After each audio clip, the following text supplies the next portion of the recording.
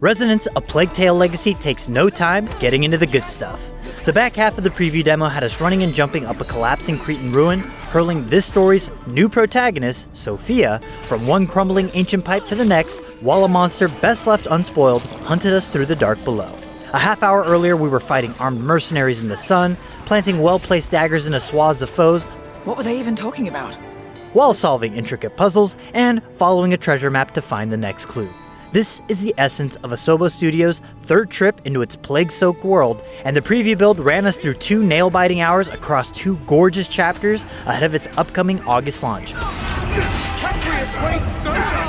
Of course, if you've touched a Plague Tale game before, almost none of that will sound right.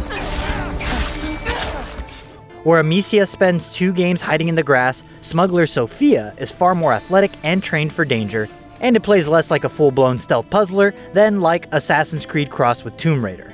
On this evidence, it's the best the series has ever felt in our hands. She's got really stay sharp. We've been called worse.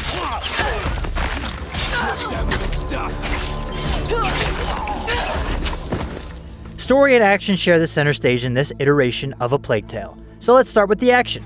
Sophia carries a blade in each hand, a sword on the right and a dagger on the left, and boy howdy, is she quick.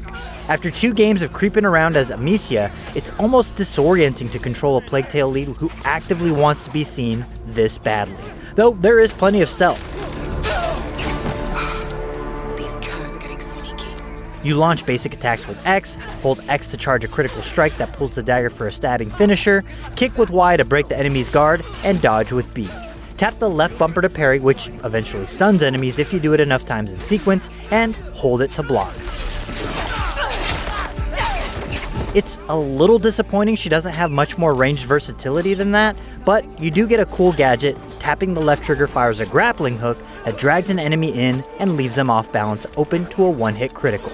And there are other opportunities for strategy as well. For instance, if you get the drop on a roving band of human enemies, you can leap onto unsuspecting foes and tap X for an Assassin's Creed style execution. Time to kill is short, and time to regenerate your own health is pretty quick, which keeps fights moving regardless of whether you land perfect takedowns and receive no incoming hits. Still, Sophia folded after about 3 consecutive hits on normal difficulty in the section we had the opportunity to play through, so it definitely seems like the best offense here is a good defense. I don't think so.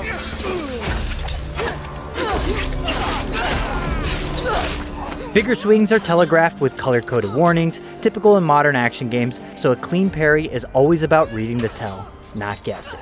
The biggest enemies can't be parried or stunned at all, so you'll need to wait out their onslaught, slip in behind them, and repeatedly hold X until they drop. This is fantastic when combat is firing on all cylinders, with swords, spears, and arrows flying through the air in all directions. Once you start chaining grapples into executions, it clicks, and dropping a small army plus a few bruisers never stops feeling good. Every so often, you can smash the Y and X buttons at once to unleash a super-powered, limit break style attack that defaults as a big 360-degree AoE swing, shooting golden particles everywhere. It breaks through everyone's armor, but its effect seemed to change based on which sword Sophia had equipped. Viking's never been your strength, has it? In addition to that big attack, switching from Sophia's basic sword tweaks the rhythm in small but significant ways. The Greek sword, found in a random off-the-beaten-path tomb, swaps the long X dagger finisher for a single spinning slash, and it feels just as slick in action. I'll try not to damage it too much. In total, there are about 8 weapons to find throughout the campaign, which feels just right for what promises to be a densely packed single-player action-adventure that fills each level with mesmerizing environmental art, enthralling puzzles, and intricate action sequences. Sophia! It's easy to be so absorbed by the ancient Cretan world for lengthy sequences between fights that you might forget the existence of combat altogether, until you're suddenly emerging into a band of troops guarding the exit to one of Resonance's plethora of forgotten temples. Wasn't planning on it. Many of Resonance's puzzles run on a mysterious sphere that triples as Sophia's flashlight, a puzzle-solving device that splits a beam of light into green, red, and blue refractions. And the story's prime MacGuffin, sort of like Baldur's Gate 3's Astral Prism meets Alan Wake's trusty flashlight. You solve rooms by routing those colored beams into gems set into the walls, which crack open doors or raise platforms out of bottomless pits. In other sections, you'll simply need light to survive the monster. Yes, there's a monster, and yes, it's related to the titular plague. This is the prequel to A Plague Tale after all, and its deeper mythological connections make it both a fantastic starting point for the series, and from what we've seen so far, its implications for the first 2 games will make it a must-play for longtime fans. Most puzzles take about 10 minutes of trial and error, and dying barely stings. You rewind a few seconds and autosaves are everywhere, at least on normal mode. Again, that balance between fighting and thinking was one of the smartest things about the demo. One of the more memorable puzzles that we encountered had us aiming 3 big magnifying lenses to chain light across a chamber in the right order, and the answer is rarely the first one it looks like. In another, companion Lenny braces a set of wheels to hold platforms in place while you work the light, which is also where the writing snuck in for us. Sophia and Lenny have an easy, lived-in banter, and we get exactly 1 chapter with her before a cutscene tore her away, by ex-friends turned enemies no less, who were implied to have once been allies in earlier sections of the story, and I imagine these supporting characters will be pivotal to the plot of the full game. I reclaimed what was mine. You grow Sophia's abilities with resonance points, which you can find in the environment or earn after a fight. There are 6 unlockable skills total, but the preview opened up 3. Echo's Return supplements your parry. Press B as your hit to snatch the attacker and fling him into his allies, stunning the whole group. It won't catch yellow or red attacks without an upgrade, but it's a great looking move with Sophia swinging a hapless soldier into the fray like a bowling ball. Bullbreaker Kick, mapped to a double tap of Y, chains into a second kick that stuns and shoves enemies back. Each skill has 2 mutually exclusive masteries that sharpen it further. For example, Echo's Return can learn to answer an otherwise unworkable yellow attack, and Bullbreaker Kick can pile on extra stun when an enemy hits something solid. All skills cost more points the deeper you go, so your first pick matters. But you can reset the whole tree for free at any point, which takes the pressure off of experimenting. Every tutorial stays parked in on the menu if you need a refresher. The island itself is the other reason this works. Asobo has built a handcrafted slice of Greece, specifically the island of Crete where Sophia grew up, out of terracotta with blue paint flaking off stone pillars, copper statues, murals, and ruins that genuinely look ancient. For anyone who's set foot on the Greek Isles, the place reads as authentic. And to its benefit, a rather well thought out story sits underneath it all. Looks like a main hall. Such a beautiful place.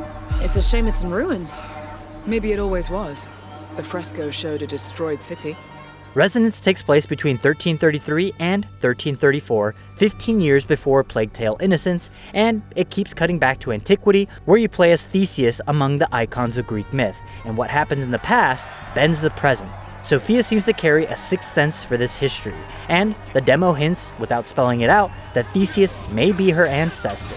The thread tying the 2 eras together is her link to the Prima Macula, the cursed bloodline the whole series is built on, and the build dangles that mystery without untangling it. Flip through her notebook on the D-pad and you'll find unsettling, almost tabletop RPG-style drawings of maps and other mythical locations filling in her backstory. And then there's that monster I keep teasing. Again, best left unspoiled, except to say it's cut from the same cloth as the menace of the first 2 games. It's the one stretch in the demo where stealth still mattered, and it's built to the demo's tensest sequence. The tunnel chase tease at the beginning of this preview, where slipping past a thing in the dark was far better than fighting, or even running away from it. 2 chapters in, this is plainly the best A Plague Tale has ever played. The rare third entry that reinvents the formula instead of nudging it. The combat is fast and satisfying, the puzzles are clever without turning obtuse, the island looks and feels as encompassing as the most glorious environments from Assassin's Creed Odyssey, and the skill tree has clear room to open up. Plenty is still unknown: how long the full game runs, how the dual timeline story actually pays off, what that redacted threat becomes at a full scale, and how much depth this combat system can really provide. For a series that made its name on dread and hiding, watching it commit this hard to action is a real surprise. But 2 chapters are certainly enough to make Resonance one of the most exciting things on our 2026 calendar, and that's not something I expected to say about A Plague Tale with a combat overhaul. Resonance: A Plague Tale Legacy launches on August 27, 2026 for PlayStation 5, Windows, and Xbox Series X and S. Look